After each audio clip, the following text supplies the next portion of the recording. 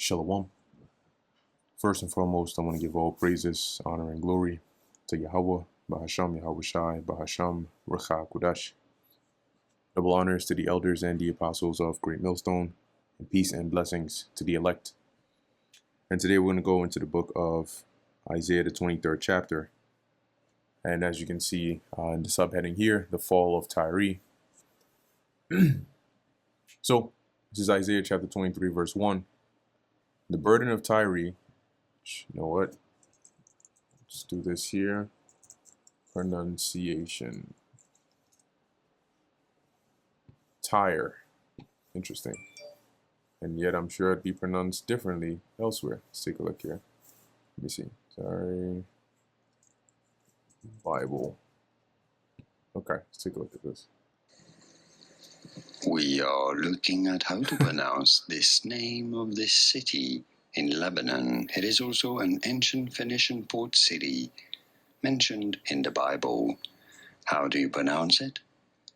Tyre. Tyre. In American English, in British English, it is said as Tyre. Tyre.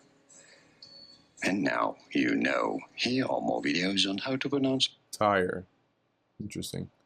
So not Tyre. Tyre. Okay, so we'll go with Tyre, as apparently that is the actual pronunciation. So, the burden of Tyre, howl ye ships of Tarshish, for it is laid waste, so that there is no house, no entering in. From the land of Kittim, it is revealed to them. Now, Tarshish here being Spain, okay, because keep in mind that Tyre and Sidon and that region, okay, known as Phoenicia, the people were a seafaring people, right? And they were very skilled at it. And so a lot of their, their role or their job or how they really became prominent in the earth was through conquering the seas, right? And also being great merchantmen by transporting goods to different regions. Because, for example, if Egypt had grain, right, they would basically, go to Egypt, they would get it, and then they would, transport it to different areas that needed that grain that didn't have it there. So they basically dominated like trade routes and so on and so forth. Okay, so that was one of the main significance of like Tyre, and Tarshish also being one of the regions that also would have their ships being sent back and forth, transporting goods and so on. So as it says here, howl ye ships of Tarshish, for it is laid waste. Right, this is going into the calamities that would befall Tyre, and the it being laid waste here. Right, as it says, there is no house, no entering in. You can imagine this being like the harbor, right? Because if Tyre is now, under subjection or has suffered calamities, then they wouldn't be able to operate as they normally would, right? And so the ships that would travel from Tarshish and different regions to dock at the harbor of, or the coast of Tyre, they wouldn't be able to do that, right? Because you could say Tyre is now out of commission. And so that would be a loss for them, right? A cost and a loss for them. That's why it's saying here, how there is no entering in from the land of Kittim, which is Cyprus. It is revealed to them, meaning the news of Tyre's calamity is spread over there. Be still. Now, when you look into the word still here, it goes into basically like silent, and otherwise translated as, basically mourn in silence, right? Or be quiet about it. Ye inhabitants of the isles, which are the islands, thou whom the merchants of Zidon that pass over the sea have replenished. And so it's saying this to say that you had a lot of these islands, right? That's the isles that depended upon these regions, right? Like Tyre and Zidon, to transport different goods and resources and so on to them. Okay, so as it's saying here, it's signifying that they were going to be in distress upon hearing this, that the merchants who travel the seas that would usually replenish, right, when they bring certain goods to their areas and they trade with them, that would if they say the city was low on certain resources, then these merchantmen that travel the seas, right, the Phoenicians would be able to bring that to them, and then they could purchase it and so on and so forth, right, or trade with them. So not having that anymore would be a cause of distress for them. Verse 3, and by great waters, the seed of Sihor, which Sihor or Sihor is in Egypt, right? When you look it up, it's really referring to the grain of Egypt, because Egypt was known for exporting grain. All right, as it says here, a river or canal on east border of Egypt and a branch of the Nile.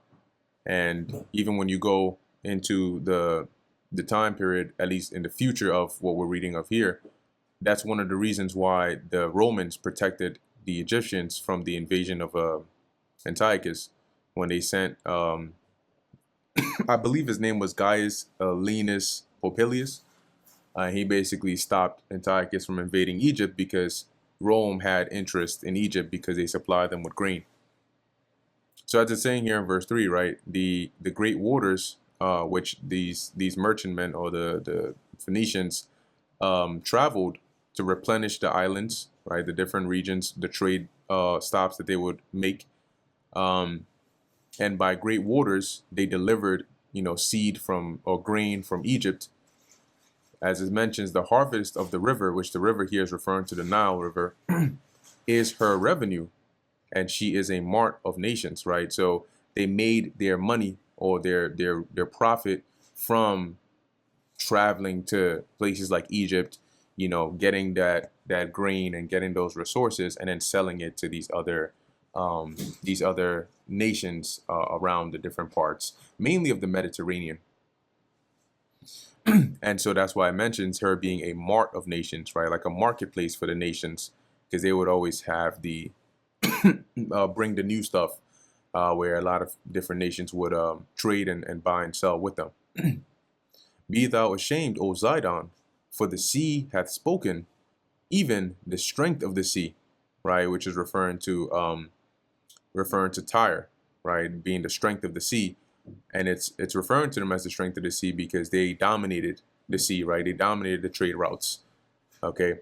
So as it says here, they have spoken, saying, I travail not, nor bring forth children, neither do I nourish up young men, nor bring up virgins. And so travailing here, it's like it's going into basically like going through pain. And it's more so geared towards like a woman who travails, meaning like she's going through like the birth cycle. But here, Tyre is saying, I'm not travailing. I'm not bringing forth children. I'm not nourishing up young men or bringing up virgins. Why? Because they've now been reduced, at least in prophecy, right? In what Isaiah is prophesying that would happen to them, they would be reduced, right, to a low state to where they wouldn't be dominating as they were before. Verse 5, as at the report concerning Egypt, so shall they be sorely pained at the report of Tyre. Now, when you read this in even different commentaries and the different translations, majority of them translate it as when this report or when this news comes to Egypt, they're going to be afraid or pained. But I think it makes more sense in the sense that when you read like a couple chapters before, remember Isaiah was prophesying not only against Israel, right, and Judah, but also against the nations. Okay, I believe he even prophesied against Moab and the various nations, including Egypt, which we read about, right? And so, I think it makes more sense that in reference here is that just like the report concerning Egypt wasn't good, right, and brought, distress upon people, so, or similarly, it's going to be when they hear the report of Tyre, i.e. the destruction that would come upon Tyre, or the calamity that would come upon them, it would equivocally bring about that anguish. to those that depended upon Tyre. Pass over to Tarshish, howl, ye inhabitants of the isles, or of the isle. And it's similar, right? Because like when you read in Revelation 18, it talks about how the let me see if I can get that real quick. How the merchantmen are gonna lament when Babylon is taken down. Here we go. This is Revelation 18:9. And the kings of the earth who have committed fornication and lived deliciously with her, with who? With Babylon, America, because Revelation 18 is going into the destruction of America and the aftermath. So they shall bewail her and lament for her when they shall see the smoke of her burning, standing afar off for the fear of her torment, saying, Alas, alas, that great city Babylon, that mighty city, for in 1 hour is thy judgment come. And the merchants of the earth shall weep and mourn over her, for no man buyeth their merchandise anymore. And that's that point right there, right? So this is an example of why certain merchantmen or nations would mourn, right, when another nation they depend on for buying their resources or selling their resources goes down, right, or suffers calamity. It affects them, right? It affects their economy. It affects their trade. It affects their citizens, right? So similarly to how these merchant men, right, or these merchants of the earth, when they mourn over the destruction of Babylon, it's not because they love Babylon or care about Babylon, but it's because they're now suffering loss at the destruction of Babylon. So similarly, when you go back to Isaiah 23, this is why it's saying, "Howl, ye inhabitants of the isles," because now you're affected by the taking down of Tyre, right, and them losing that dominant status and the ability to provide you with the resources that you depended upon them for. Verse 7, is this your joyous city, whose antiquity is of ancient days? Right, and it's basically saying their history goes back to the ancient time, because Tyre was one of the oldest cities, right? It's a pretty, well, I don't want to say archaic, but it's a pretty old city, right? As it says here, her own feet shall carry her afar off to sojourn. Now, once again, you have some translations that point this towards, them colonizing different regions. But I think in the way that it's worded here, in the theme of this report, it alludes more to captivity, right? Because when you had certain nations being conquered and taken captive, like even what happened to Judah, they would be sent from their land to another land. Guess what? They weren't in the back of limousines, okay, or flying in economy on airplanes. They were shackled up and they had to walk on their feet. Hands shackled up, feet shackled up, and they would have to walk days and days and days and days and days. And some of them would die as they would make their way from the land where they dwelt to the land of their captivity. Okay, so similarly, as it says, their own feet or her own feet shall carry her afar off to sojourn. And that's why it starts off saying, is this your joyous city, right? Which has been here since the ancient times. And now look at them. Verse 8. Who hath taken this counsel against Tyre, the crowning city, right, a city of renown, whose merchants are princes, whose traffickers, right, synonymous with merchants, are the honorable of the earth? So who is it that is counseled and came up with the plans to do this to Tyre, this prominent city that is pretty much well known? The Lord of hosts hath purposed it to stain the pride of all glory. So basically it's the Most High, right? And his purpose is to basically shut down their pride, because along with their success came pride and glory, or the glorifying in themselves, and to bring into contempt all the honorable of the earth. See? So how would he do this? By subjecting them either to another nation, by suffering calamities, right, that would basically reduce their status, similar to what the Lord did to Israel, from a glorious state to now, a low state that is borderline forgotten about.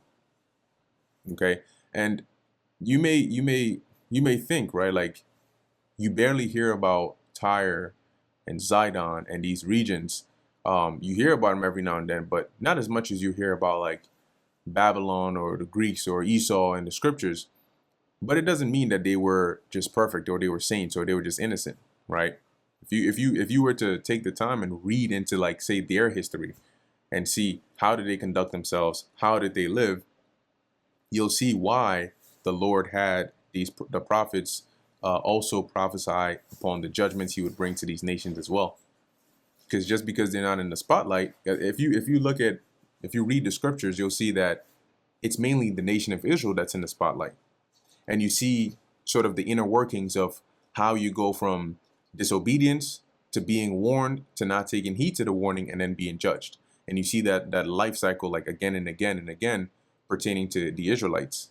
Well, it's similar with these heathens, except they're not the highlight of the Bible. So that's why their transgressions, if it's not really against Israel, it's barely recorded in the scriptures. But it doesn't mean that it doesn't happen. And it doesn't mean that the Lord still won't judge them for it. So that's why sometimes you'll read about some harsh judgments to these heathen nations, but in the same scriptures, you won't see every detail about the iniquities they committed to warrant those judgments. Okay. Verse 10. But you get some insight to it when you read some verses like this, that like the Lord said he's going to do this so he can stain their pride. And you're like, oh, well, okay, well, goes to show you that they were exhibiting that characteristic of pride. And why not? You know, being like the one of the top renowned cities or at that time. Verse 10, pass through thy land as a river, O daughter of Tarshish. Now, what does that mean? When you look at a river, wherever there's a path, it will go unrestricted, right? That's how like a river flows, right? You have waterfalls, right? It falls. It curves, it turns, wherever it can find, it will go without restriction, right? If you try to block it, eventually it'll build up and then overflow, right? If you try to stop its path, it will go around. So now, as it's saying here, pass through thy land as a river, O daughter of Tarshish, there is no more strength. And when you look into that word strength over here, I believe in the Hebrew, it goes into like a girdle. Yeah, like a girdle, right? And a girdle as like a belt, what it does is it holds like your garment and stuff in place, but it can also be thought of as like a restraint. So what's being mentioned or what's being said here in verse 10 is basically Tarshish, right? Which was also like, they also did trade. They had ships, right? They would also like seafaring people, but now they would have the freedom, right, to move more freely over those territories that originally were dominated by Tyre. But now with the calamity befalling Tyre and them losing that dominant status and that power, there would be less restraint over like trade routes and so on and so forth, that now regions and places like Tarshish could move freely into. And why is it mentioning this? It's mentioning this to signify and put more emphasis on the downfall of Tyre, at least for this period of time. Verse 11, he stretched out his hand over the sea. He shook the kingdoms, being the Most High, that is. And by him stretching out his hand over the sea, right, because that was the main place of focus right now, right? We're dealing with a seafaring people here. It means he directed his attention, right, to take action against, this particular region. As it says, he shook the kingdoms. The Lord Yahweh hath given a commandment against the merchant city to destroy the strongholds thereof. Now, keep in mind, Tyre, they were considered to be impregnable, meaning that you couldn't even besiege them, because there was they had a stronghold on the water, right? It was like a ways off of the coast of the land. And it would make it difficult for anybody to try and besiege them because they were on the water. Though Alexander was able to find a way to do it. But as it says here, right, the Lord has given a commandment to destroy the strongholds. So when the Lord, how would the Lord do that? By raising up another nation that would come and subject them into captivity, right? Verse 12, and he said, Thou shalt no more rejoice, O thou oppressed virgin, daughter of Zion, or Slakia, Zidon. And why is the daughter or Zidon sometimes is referred to as daughter of Zidon? Similarly, right, daughter of Zion still is referring to Israel. But why is it mentioning here them as an oppressed virgin? When you look into it, basically, the word oppressed, when you look into that word, it's just like destroyed or crushed. But in this context, is referring to like a defiled or like a touched virgin, right? Like a virgin, a woman that's not been touched. But in this case, they're going to be one that is touched, the daughter of Zidon. Why? Because they were, when a nation is likened unto a virgin, similar to how a real life woman who is a virgin, in the Bathwala sense, hasn't been touched, right, or been known by a man. When it applies to a nation, it's like a nation that hasn't been like invaded or taken down or really suffered like some major invasive catastrophic calamity, okay, either before or in memorable time. So with the judgment the Lord is going to bring upon both Tyre and Zidon, now it's referred to as like that virgin that's been touched, right? So don't rejoice anymore, because now you're finally going to be touched. As it says, arise, pass over to Kittim, which is Cyprus. There also shall thou have no rest. So even if you try to flee over to escape, you're still not going to be able to escape or have rest from what the Lord has pronounced against you. Behold, the land of the Chaldeans, i.e. Babylon, this people was not, till the Assyrian founded it, for them that dwell in the wilderness. Now, when you go into like the history, right, going all the way back, right, you had, usually we talk about the Neo-Assyrian Empire, right, and then the Neo-Babylonian Empire. But prior to them, the word Neo means new, right? And prior to the Neo empires, you had the Middle Assyrian Empire and like the Middle Babylonian Empire. And then you had the Old Assyrian Empire and then the Old Babylonian Empire. And when you look at the regions where they were in, right, if we type in here the Old Assyrian Empire, or even if I just type in Mesopotamia, but I think we should be able to be good with this or this. So if you look here, in in the past, once these city states eventually advanced, and then you start to have like empires, the empires that were vied for power in this region, like the Assyrian Empire, it was mainly like the Assyrians, right? They would come up into power then for a period of time, and then Babylon would come up into power for a period of time, and this is like the ancient versions. So you would have Babylon in the south and Assyria in the north. And when one was in authority, would have power over the region, and then vice versa. Okay. But basically, as Isaiah is saying here, that at one point the Babylonians weren't, as known or significant, right? At one point, Babylon wasn't what it became. It came to be known as, right? As it says, right, till it was founded, till the Assyrian founded it for them that dwell in the wilderness, which was still those that eventually came to be known as like the Babylonians. Because when you go into that time, the region of Babylon was a conglomerate of different people, right? Different nations of people that made their way in there and dwelt there, right? If you actually go to the origins of Babylon, not the Babylonian Empire, I think you even had like Amorites. Let's see if we can go into the history.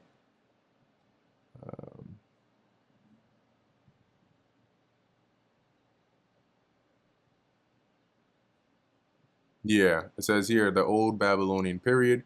According to the Babylonian king list, Amorite rule in Babylon began in the 19th or 18th century with a chieftain named Sumu Abum, who declared independence from the neighboring city-state of Kazalu. Sumu Lael, whose dates may be concurrent with those of Sumu Abum, is usually given as the progenitor of the first Babylonian dynasty.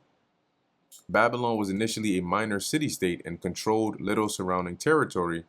Its first 4 Amorite rulers did not assume the title of king. And then it goes on and goes on and goes on.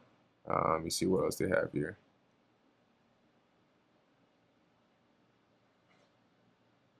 Yeah, so it says here,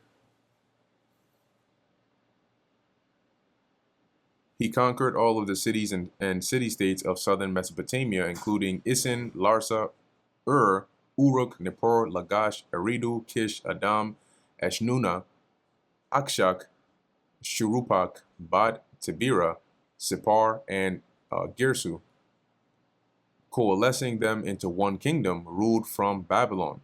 Hammurabi also invaded and conquered Elam to the east and the kingdoms of Mari and Ebla to the northwest after a conflict of the Old Assyrian period, yada, yada, yada. So the point is, Babylon wasn't always what it was, right? And in that region, because when you even go up into the time when the Neo-Babylonian Empire ended up revolting, right? They were still under the Assyrians. Okay, so if you look at the titles given to some of the Assyrian kings, it'll say like King of Babylon, King of Assyria, King of the 4 whatever, King of the world, right? So as it says here, and founded it for them that dwell in the wilderness, because you did have some wanderers, right, that eventually came to dwell in that region. They set up the towers thereof, they raised up the palaces thereof, and he brought it to ruin. So what it's saying here is that, in a nutshell, Babylon wasn't always great, right? When you go into history, the Assyrians had control over them and built them up, right? And even brought them to their ruin. And as we're about to keep on going, the point in this reference is to say, looking at even Babylon and how they could be taken down, you are no exception.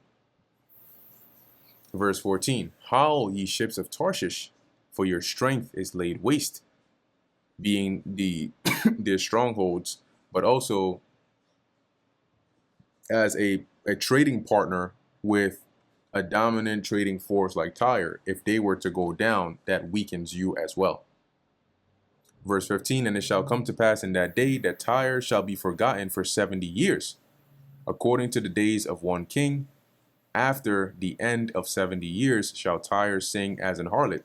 And this 70 years is similarly, right, signifies, or what's the word I'm looking for here? We'll just go with signifies that period of captivity, which also coincides with the period of captivity that Judah went through under the Babylonians, right? Because when you go into the history, when Nebuchadnezzar came to that region, keep in mind, right, that we're talking about, let's see here, the Levant ancient map. So we're talking about this region here. This region, if you have a world superpower that has control over, say, Israel or Judah, they also have control over the other nations in this region. All right, meaning they've taken, because these superpowers, these empires, they don't take over just cities, they take over regions, and then they subject everybody else that's under that to them. So by the time they Nebuchadnezzar and them came and took over Israel, they had already also made their attack against the neighboring nations, including Syria, Lebanon, Phoenicia, Tyre, Zidon, and so on and so forth. So just as we were in captivity under the Babylonians, they were also subject to the Babylonians. Now, when you look up what actually happened, the Babylonians besieged Tyre. The siege wasn't successful, but the Babylonians managed to get them to submit and basically surrender themselves and become tributaries under Babylon.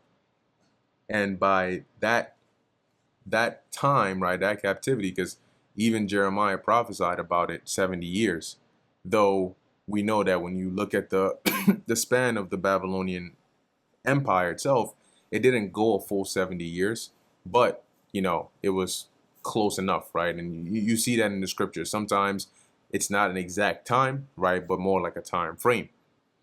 So in any case, within that time frame, with Tyre now being subject and being brought down and their power being broken, that's why it's mentioned them being basically forgotten, losing that dominant status that they had, right? According to the days of one king, or the lifespan of one king, after the end of 70 years shall Tyre sing as an harlot. And in the 16th verse, it'll elaborate a bit on that. Now, why does it say shall Tyre sing as an harlot? A harlot is we know what a harlot is, but a harlot that's been forgotten, right? Who, say in her youth, was known, well known. As she becomes less popular, she uses different antics to try and draw that attention back to her so she doesn't just get forgotten. And so that's basically what, as it's saying here, Tyre will do after that period of captivity and being forgotten.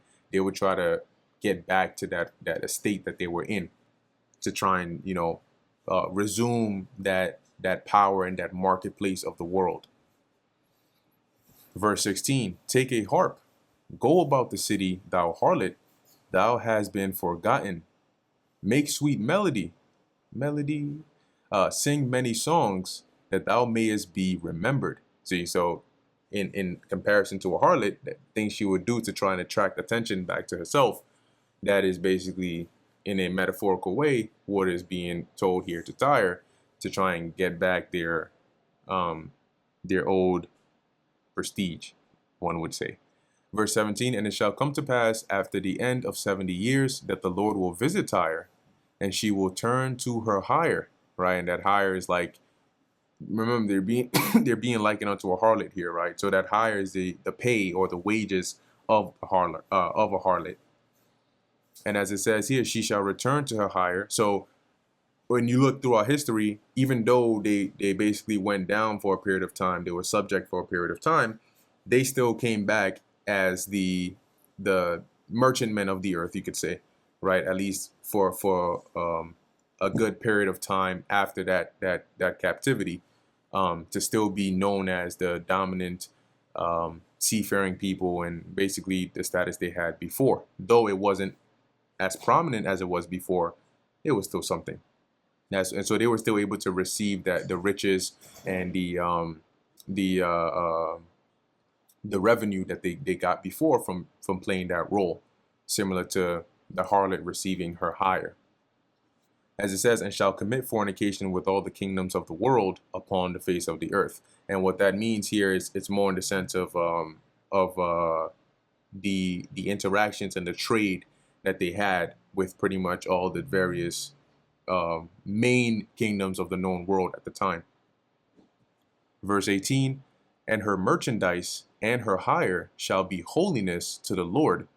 It shall not be treasured nor laid up, for her merchandise shall be for them that dwell before the Lord. This doesn't mean that all of a sudden the Lord is going to start dealing with the inhabitants of Tyre. What it means is their profits, their merchandise, their